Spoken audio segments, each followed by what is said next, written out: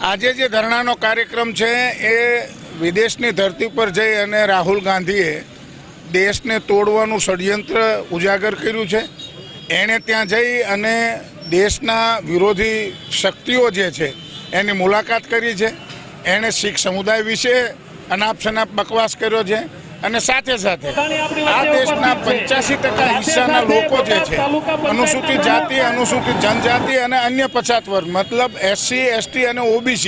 ની જે બંધારણીય જોગવાઈઓ મુજબની સ્થાયી રૂપની જે અનામત વ્યવસ્થાઓ છે એ અનામતને દૂર અમે શાસનમાં આવશું, અમે સત્તામાં આવશું તો અમે અનામતને દૂર કરશું આવી વાત એણે કરી છે। ત્યારે સમગ્ર ભારતીય જનતા પાર્ટી એક સાથે આવી અને રાજ્યભરમાં દેશભરમાં આનો વિરોધ અમે કરી રહ્યા છીએ। રાહુલ ગાંધી આપેલા અનામતના વિરોધના નિવેદનની અમે સખત શબ્દોમાં નિંદા કરીએ છીએ અને ભગવાન આ કોંગ્રેસના શાહજાદાને સદબુદ્ધિ આપે એવી પ્રાર્થના પણ કરીએ છીએ કે જે સમુદાય એનો મોટા ભાગે એનો મતદાતા વર્ગ રહ્યો છે એ સમુદાયના અનામતની વ્યવસ્થાઓને રદ કરવાની, દૂર કરવાની વાત